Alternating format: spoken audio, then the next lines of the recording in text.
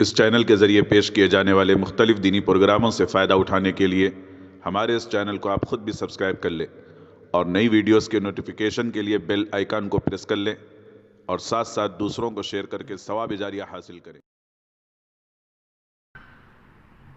بسم اللہ الرحمن الرحیم، الحمد للہ رب العالمین والصلاة والسلام علی نبینا محمد وعلی آلہ واصحابہ اجمعین، اما بعد۔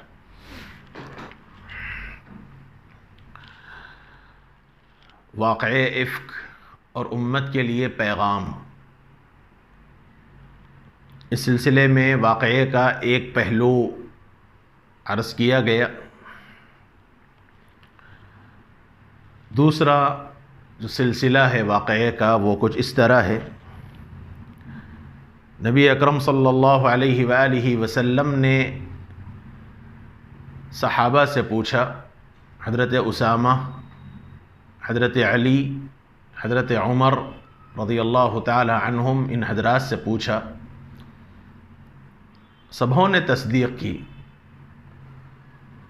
اس کے بعد رسول اللہ صلی اللہ علیہ وسلم کو اطمینان ہو گیا، آپ منبر پر کھڑے ہوئے اور اس کے بعد اللہ کے نبی صلی اللہ علیہ وسلم نے خطبہ دیا، حمد و ثنا بیان فرمائی اور اس کے بعد فرمایا کہ میں عائشہ کو پاک دامن سمجھتا ہوں اور اس شخص کو بھی، یعنی صفوان ابن معطل رضی اللہ عنہ کو، جن کے متعلق لوگ بدگمانی کر رہے ہیں۔ پھر اس کے بعد حضور نے فرمایا کہ ایک شخص نے مجھے میری بیوی کے بارے میں تکلیف پہنچائی ہے، کون ہے جو میری طرف سے اس کی خبر لے گا؟ اللہ کے نبی نے منافقین کے سردار عبداللہ ابن ابی کا صراحتاً نام نہیں لیا۔ یہ سن کر حضرت سعد بن معاذ رضی اللہ عنہ کھڑے ہوئے اور یوں فرمایا کہ یا رسول اللہ، اگر آپ کو تکلیف دینے والا شخص ہمارے قبیلہ اوس سے ہے تو میں اس کی خبر لوں گا، یعنی اس کی گردن اڑا دوں گا، قتل کر دوں گا، اور اگر وہ ہمارے مقابل کا قبیلہ خزرج سے اس کا تعلق ہے تو پھر اس سلسلے میں آپ جو حکم دیں گے اس کو میں بجا لاؤں گا۔ عربوں میں چونکہ قبائل کی حمیت بہت زیادہ ہوتی تھی، تو جب یہ الفاظ سنے تو حضرت سعد بن عبادہ کھڑے ہوئے رضی اللہ عنہ، وہ کھڑے ہوئے اور یوں فرمایا کہ قبیلہ خزرج کے آدمی کو کوئی اوس کا آدمی قتل کرے گا؟ ایسا تو نہیں ہو سکتا۔ اور فرمایا کہ خدا کی قسم تم غلط کہتے ہو، ہمارے قبیلے کے کسی بھی آدمی کو تم مار نہیں سکتے۔ ادھر یہ سن کر قبیلے اوس کے حضرت اسید ابن حفیر رضی اللہ عنہ کھڑے ہوئے اور انہوں نے سعد بن عبادہ کو جواب دیا کہ اگر وہ خزرج کا آدمی ہیں تو ہم تو اللہ کی قسم اس کا کام ضرور قتل کر دیں گے، اس کا کام تمام کر دیں گے۔ اب نتیجہ یہ ہوا کہ یہ قبائل میں بحث چھڑ گئی۔ اللہ کے نبی صلی اللہ علیہ وآلہ وسلم کو بہت تکلیف ہوئی۔ اللہ کے نبی منبر سے نیچے تشریف لائے اور دونوں قبائل والوں کو ٹھنڈا کر دیا۔ حضرت عائشہ صدیقہ رضی اللہ عنہا فرماتی ہیں کہ میرا عالم یہ تھا کہ میں روتے روتے اب رونا بھی ناقابل برداشت ہو گیا، کلیجہ پھٹنے لگا، آنسو میرے تھمتے نہیں تھے، نہ رات کو نیند آتی نہ دن کو سکون ملتا۔ اسی حال میں ایک نہیں 2 راتیں گزر گئیں، ایک دن اور 2 راتیں اسی حال میں گزر گئیں۔ صبح کو میرے والدین میرے پاس تشریف لائے، سرہانے وہ میرے بیٹھے، مجھے تسلی دینے لگے۔ ایک انصاری خاتون بھی آئیں، وہ بھی میرے غم میں شریک ہوئی اور میرے رونے کی کیفیت کو دیکھ کر وہ بھی زار و قطار رونے لگیں۔ اسی درمیان رسول اللہ صلی اللہ علیہ وآلہ وسلم تشریف لائے۔ حضور کے آنے کی وجہ سے سب لوگ ہٹ گئے۔ اللہ کے نبی میرے پاس بیٹھے۔ حضرت عائشہ نے ایک بات نوٹ کی اور یوں فرمایا کہ حضور اس مرتبہ جو اس بار میرے قریب بیٹھے، یہ مکمل 1 مہینہ کا وقفے کے بعد حضور میرے پاس آ کر بیٹھے اور 1 مہینہ گزر گیا اور ابھی کوئی آیت میرے متعلق نازل نہیں ہوئی، اللہ کے نبی نے حمد و ثنا بیان فرمائی، اور اس کے بعد حضور نے مجھ سے فرمایا کہ عائشہ، تمہارے بارے میں مختلف قسم کی باتیں میرے کان میں پڑ رہی ہیں، اگر تم واقعتاً معصوم ہو، یعنی تم سے کوئی گناہ نہیں ہوا، تو اللہ تم کو الزام سے بری کر دے گا، تمہاری براءت نازل ہوگی، اور اگر تم سے واقعتاً کوئی گناہ ہو گیا ہے، یعنی تم سے واقعتاً کوئی زنا ہو گیا، تو تم اللہ سے معافی مانگو، استغفار کر لو، اللہ تعالیٰ اپنے بندوں کی توبہ کو قبول فرماتے ہیں۔ یہ باتیں کہہ کر حضور خاموش بیٹھ گئے۔ اچانک میرے آنسو رک گئے۔ اب تک جو میں جس انداز سے رو رہی تھی، میرے آنسو تھم گئے، اور اس درمیان میں نے اپنے والد کو آواز دی۔ میں نے اپنے والد سے پوچھا کہ آپ حضور کو جواب دیں۔ انہوں نے کہا کہ میری سمجھ میں کچھ نہیں آ رہا۔ میں نے اپنی والدہ سے کہا کہ آپ حضور کی بات کا جواب دیں، تو انہوں نے بھی یہی کہا کہ میں حضور کو کیا جواب دوں۔ فرماتی ہیں کہ میں نے خود جواب دینا شروع کر لیا، اور میں نے یوں کہا کہ یا رسول اللہ، مجھے معلوم ہے کہ آپ سب لوگوں نے ان افواہوں پر یقین کر لیا ہے، اور اس کا نتیجہ یہ ہوا کہ 10 لوگوں کی باتیں سن کر آپ کا دل اور آپ کا ذہن یہ بن گیا۔ اب ایسی صورت میں اگر میں اپنی برات اور پاک دامنی بیان کروں، اور اللہ جانتا ہے کہ میں پاک دامن ہوں، مجھ سے یہ گناہ نہیں ہوا، تو آپ لوگ میں سے کوئی بھی میری بات کا یقین نہیں کرے گا۔ اور اگر میں گناہ کا اقرار کر لوں کہ ہاں مجھ سے یہ گناہ ہوا، حالانکہ اللہ جانتا ہے کہ میں نے یہ گناہ نہیں کیا، میں مکمل پاک دامن ہوں، تو پھر آپ اسی کو سچ سمجھیں گے۔ اب اس موقع پر شدت غم کی وجہ سے حضرت یوسف کے والد حضرت یعقوب کا نام بھی مجھے نہیں آ رہا تھا۔ میں نے کہا کہ اب تو بس میں وہی بات کہتی ہوں جو یوسف کے والد نے کہا تھا کہ صبر جمیل مانگتی ہوں، اور آپ لوگ جو کچھ میرے بارے میں کہہ رہے ہیں اس پر اللہ ہی میرا مددگار اور ناصر ہے۔ اتنا کہہ کر میں اپنے بستر پر لیٹ گئی اور اپنا رخ پھیر لیا۔ مجھے یقین تھا کہ اللہ تعالیٰ میری برات کے سلسلے میں آیت ضرور میرے بارے میں ضرور حکم نازل فرمائیں گے، میری برات نازل ہوگی، لیکن میرے بارے میں قرآن کی آیات اتریں گی اس کا مجھے یقین نہیں تھا۔ خدا کی قسم، اس گفتگو کے بعد تھوڑی دیر بھی نہیں گزری، ابھی کوئی اپنی جگہ سے بھی نہیں ہٹا، اللہ کے نبی صلی اللہ علیہ وسلم پر وحی کے آثار طاری ہوئے، اور جب حضور پر وحی آتی تو حضور بیٹھے ہوتے تو گر جایا کرتے، لیٹ جایا کرتے، حضور پر کپڑا ڈال دیا جاتا، پیشانی مبارک سے پسینہ نکلتا۔ اللہ کے نبی صلی اللہ علیہ وسلم پر وحی آئی، اور کچھ دیر کے بعد یہ آثار ختم ہوئے۔ اللہ کے نبی اٹھ کے بیٹھے اور بڑی خوشی اور مسرت سے مسکرانے لگے۔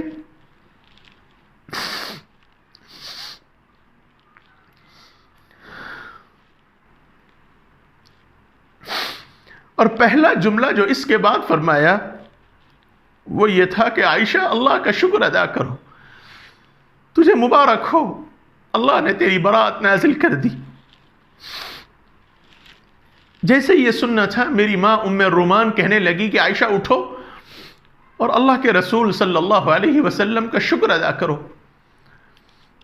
میں نے کہا کہ نہیں، خدا کی قسم، نہ میں آپ کے پاس جاؤں گی اور نہ میں آپ کا شکر ادا کروں گی، میں تو صرف اس اللہ کا شکر ادا کروں گی جس نے مجھے بری کر دیا۔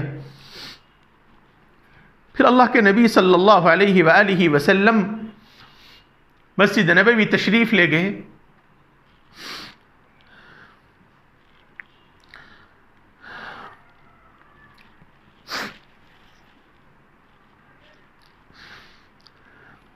اور میری برات کے سلسلے میں جتنی آیات نازل ہوئی تھیں وہ پڑھ کر سنائیں۔ ایک صحابی تھے مصطح، جس کا ذکر پہلے آیا، مصطح، یہ میرے والد کے رشتہ دار تھے۔ حضرت عائشہ فرماتی ہیں کہ ان کی غربت کی وجہ سے میرے والد ان کی مالی معاونت کرتے تھے۔ جب یہ آیت برات نازل ہوئی اور مصطح کا نام بھی سامنے آیا تو میرے والد نے قسم کھا لی کہ آج کے بعد میں مصطح کی کوئی مدد نہیں کروں گا۔ قرآن مجید کی آیت نازل ہوئی، وَلَا يَأْتَلِ أُولُو الْفَضْلِ مِنْكُمْ وَالسَّعَةِ، کہ تم میں سے جو لوگ صاحب فضل، صاحب وسعت ہیں، خوشحال ہیں، وہ کبھی ایسی قسم نہ کھائیں۔ أَلَا تُحِبُّونَ أَن يَغْفِرَ اللَّهُ لَكُمْ، کیا تم یہ نہیں چاہتے کہ اللہ تمہیں معاف کر دے؟ بس یہ آیت نازل ہونا تھا۔ حضرت عائشہ فرماتی ہیں کہ میرے والد پہلے ہی کی طرح پھر ان پر نوازش کرنے لگے۔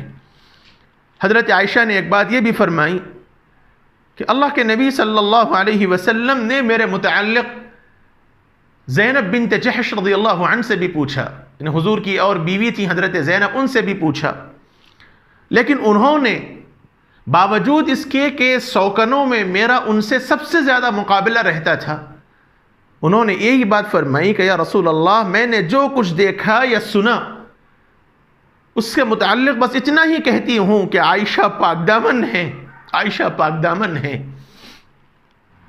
اور حضرت عائشہ نے فرمایا کہ یہ تصدیق صرف زینب کی پرہیزگاری ہی کی وجہ سے ممکن تھی۔